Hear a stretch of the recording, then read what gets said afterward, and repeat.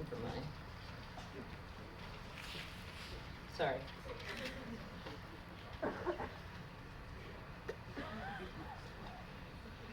So my story starts a lot like many of you. Someone you love is diagnosed with MS, and you tire of sitting by and need to do something about it. My mom was diagnosed in 1994 after her feet stopped working while we were walking the Freedom Trail on vacation in Boston. When my parents got home to New Jersey, she naturally went to a podiatrist because, she had a problem with her feet, or so she wished. Within a few months, she was diagnosed with MS, and within a year, she relied on her wheelchair for most outings. My mom was 48 years old, and I was a sophomore in college. When I graduated college and moved to Boston, I felt pretty helpless as my mother's MS continued to progress at what seemed like an ungodly speed. When a friend told me about the Marathon Strides Against MS Boston Marathon charity team, I was intrigued. I mean, I'd never run a race before, except maybe that fun run when I was 12. And I couldn't run more than a couple miles, but I could do something about MS. I was game. I framed a picture of me from that fun run and taped a fake paper finish line across it with the words "End MS." I wrapped it up and gave it to her for Christmas that year. I was determined to end MS for her. In the years that followed, I met so many awesome people with MS, and I ran for them all. But they asked me to tell you my MS story tonight. So in 2012, 14 years after I ran the marathon for MS, my first marathon for MS, my involvement in MS charity events took on new meaning when I began participating to end MS for me. My mom's still an important part of this story because she taught me how to live with MS. When life gives you lemons, make lemonade. When I was diagnosed in 2012, my husband and I knew we could do this. She had showed us how. I was determined to live and love despite anything that lay ahead. I wanted to follow her incredible example and live with a smile, a sense of humor, and a positive outlook despite MS. At the same time, as her caregivers, she prepared us for the many challenges MS could present. But for a moment, I want to go back to before I was diagnosed. I ran the Boston Marathon as a member of the MS team for 13 years in a row.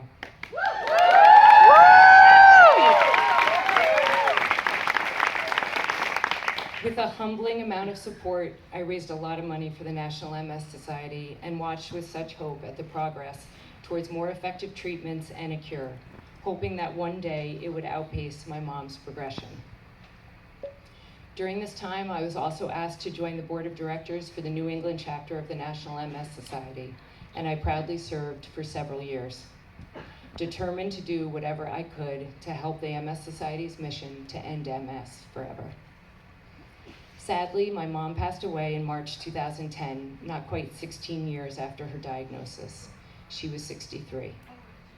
I hadn't planned to run the marathon that year, hoping instead to start a family. But when I wasn't pregnant, I decided it couldn't be the first year in 13 years that I didn't run in honor of my mom. So with 5 weeks to go, I started my training the week after her funeral, and my friends and family stepped up with their support, helping me to raise over $11,000 in a few weeks.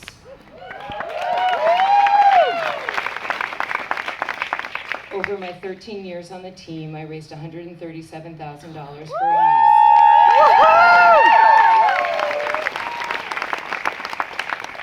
Helpless no more. With that kind of support, I thought I'd never stop running. But I was definitely not running the marathon the following year with my first baby due. When a family member suggested the MS Challenge Walk, I jumped at the chance, and Team Linda's Legacy was born. We would walk so that my mom's legacy would include a cure for MS. That year, I walked with my sister Tracy and best friend Megan.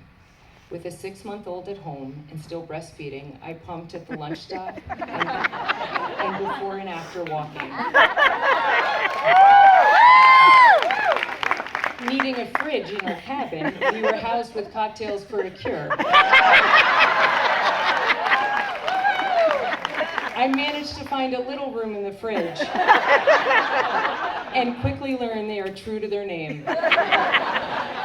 Luckily, no one confused my bottles with theirs. The walk was amazing, and there was no doubt that we'd do it again. The following year, we grew. My aunt, uncle, brother, and cousin joined the team.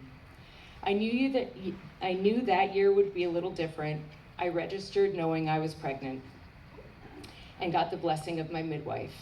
I had no idea I would need the blessing of my neurologist.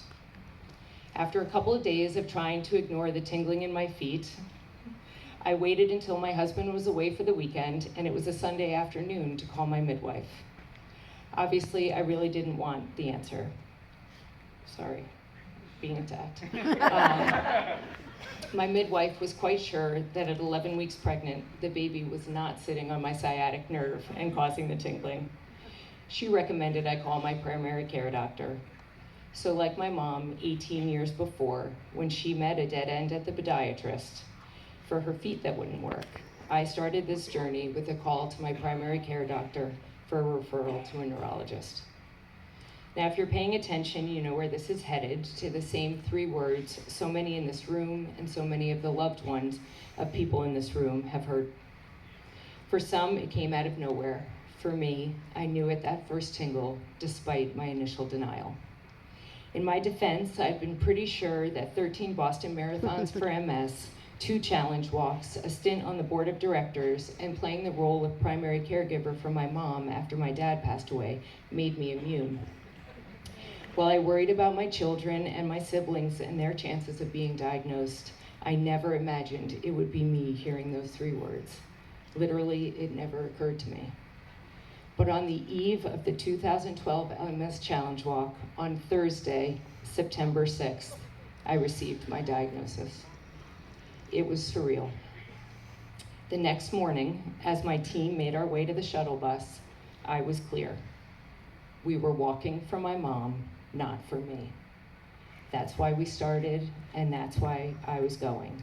And on the last day, I would be wearing the blue shirt I ordered, not the orange shirt I now qualify for.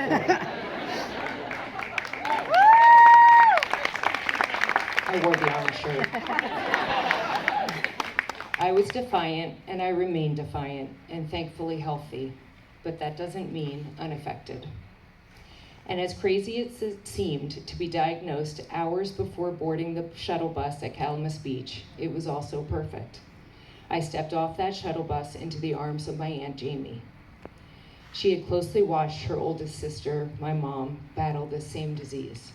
She had held our hands throughout the long journey with my mom.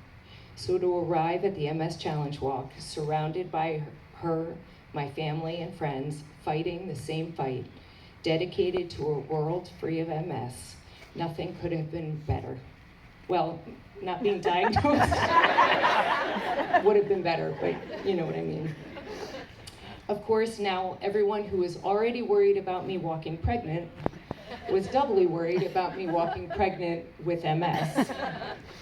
But the MS didn't slow me down that day, or that weekend, and thankfully it still doesn't. And I will repeat, that doesn't mean I'm not affected. It's a constant thought, a constant concern for me, for my family. I sometimes worry I do too much and my MS will pop up, and then I worry that I'll be blamed. But you know what? That's not what I really want to talk about tonight. What I want to talk about are the upsides, what I've learned, what I've taken away, and why what we're doing this weekend matters.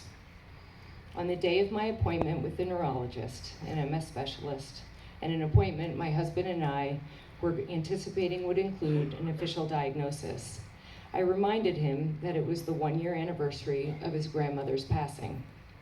He acknowledged my comment and said he would text his mom. Later, after said doctor's appointment and confirmation of my worst fear, we were waiting to get some blood work done, and I was trying to make small talk, really just trying to act normal after this life-changing appointment. And I asked him if his mom had responded. He said she hadn't, which struck me as odd, so I asked him what he had written. He said I texted her, "Happy anniversary."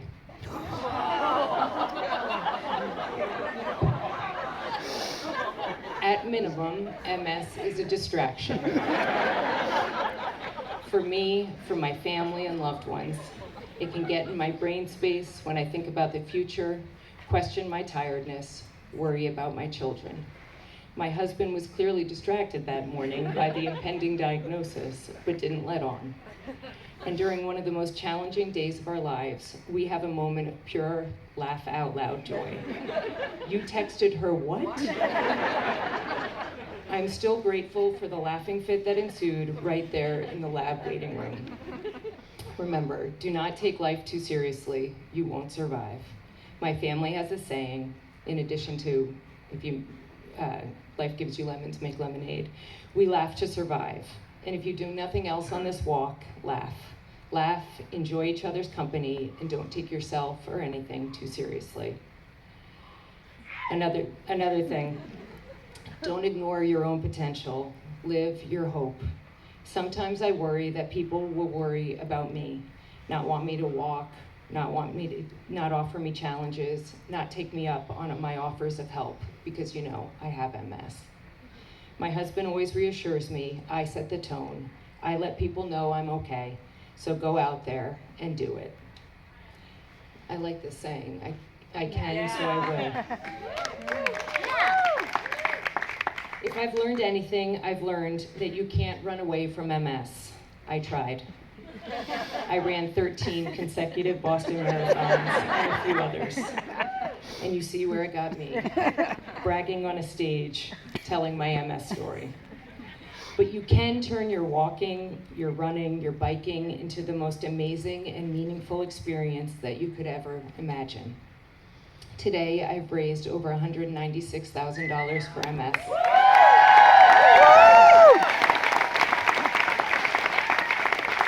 That is powerful. But so are the incredible relationship. Oh, I wanted to mention, and with Team Linda's Legacy, that's $316,000.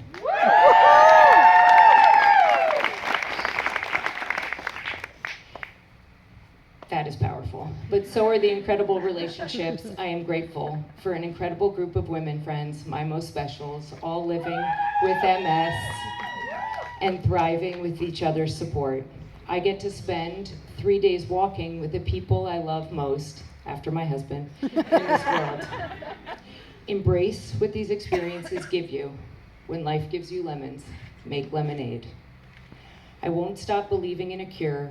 I won't stop walking until we get there. I won't stop depending on the people who love me to support me in this fight. I won't stop. I can't stop. My life depends on it. And with the grace of my mom before me, I will keep on keeping on with a sense of humor and a New Jersey sense of determination.